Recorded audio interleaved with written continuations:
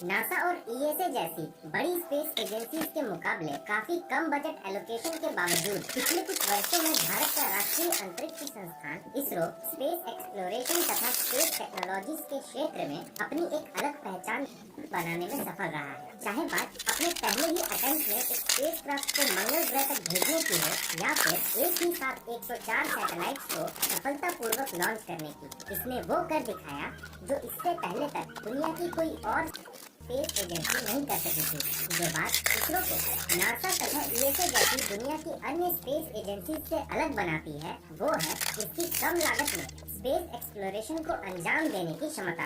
आमतौर पर space exploration को एक कॉस्टली अफेयर माना जाता है क्योंकि किसी भी स्पेस एक्सप्लोरेशन प्रोजेक्ट को अंजाम देने में काफी पैसे खर्च होते हैं। यही कारण है कि आपको बहुत ज्यादा स्पेस प्रोजेक्ट के बारे में सुनने को नहीं मिलता। पर पिछले कुछ सालों में इसरो ने पूरी दुनिया को ये दिखाया कि कैसे कम बजट में भी स्पेस प्रोजेक्ट को सफलतापूर्वक अंजाम दिया जा सकता है। यूँ तो इसरो के लगभग सभी प्रोजेक्ट्स अन्य दूसरे स्पेस एजेंसीज के लगभग सिमिलर प्रोजेक्ट से काफी सस्ते ही होते हैं। पर आज के एपिसोड में हम बात करने जा रहे हैं इसरो के उस मिशन के बारे में जिससे पूरी दुनिया में इसरो को असली पहचान मिली। जी हाँ, हम बात कर रहे हैं मार्स ऑर्बिटर मिशन यानी कि मंगलयान की, जिसके जरिए मंगल तक पहुंचकर हमारा देश भारत भी उन चुनिंदा देशों की श्रेणी में शामिल हो गया जो अभी तक इस लाल ग्रह तक पहुंचे हैं।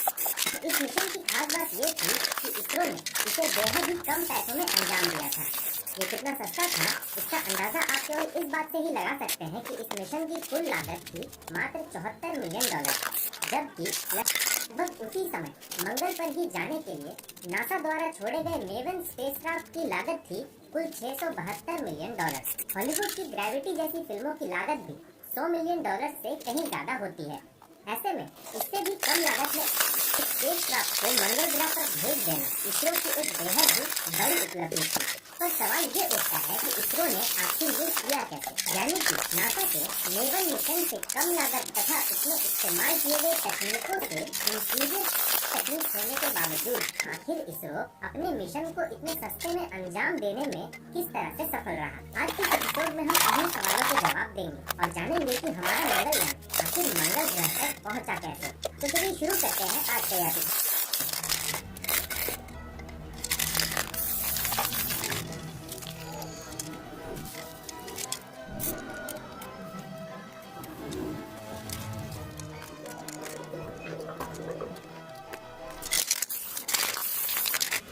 किसी भी स्पेसक्राफ्ट को मंगल तक भेजने के लिए सबसे पहले उसे पृथ्वी से अपने ग्रेविटेशनल फील्ड से बाहर निकालना होता है।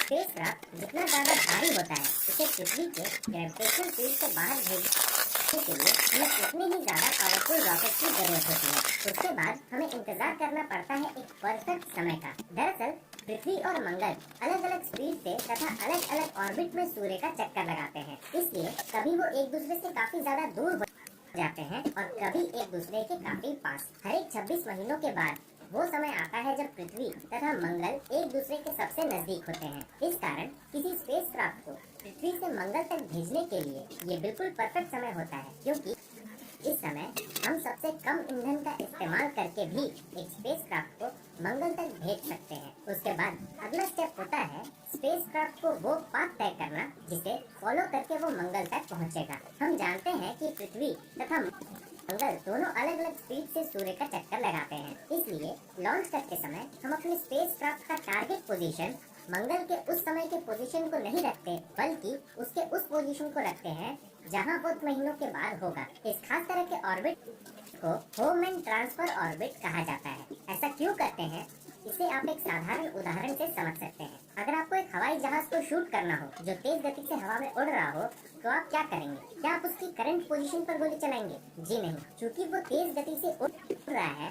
अगर आप ऐसा करते हैं तो जब तक आपकी गोली उस तक पहुंचेगी वो काफी आगे निकल चुका होगा। इसलिए इसे उड़ाने के लिए आपको उसके उस पोजीशन को टारगेट करना होगा जहां वो कुछ सेकंड बाद पहुंचेगा। बिल्कुल यही प्रिंसिपल हम एक स्पेसक्राफ्ट को मंगल ग्रह पर भेजने के समय भी फॉलो करते हैं। एनीवे, इस बात का भी डर रहता है कि हमारा स्पेसक्राफ्ट मंगल तक पहुंचने के रास्ते में ही कहीं भटक ना जाए। इसलिए इस बात को इंश्योर करने के लिए कि ऐसा ना हो, हमें जरूरत होती है ट्रस्ट की, ताकि अगर हमारा यान अपना रास्ता भटक जाए तो हम उसे एक बार फिर से सही रास्ते पर ला सकें। सबसे पहले बात करते हैं उस समय छोड़े गए नासा के मेवन मिशन की, जिसकी कुल लागत $672 मिलियन थी, जो कि हमारे इसरो द्वारा छोड़े गए मंगलयान की लागत से लगभग 10 गुना ज्यादा थी। चूंकि इसका मूल मकसद मंगल के एटमॉस्फेयर के बारे में पता लगाना था, ये कई स्पेसिफिक इक्विपमेंट्स अपने साथ ले जा रहा था, जिस कारण इसका साइज तथा मास हमारे मंगलयान से कहीं ज्यादा था। अगर तुलनात्मक दृष्टि से देखें तो मेवन के बॉडी का मास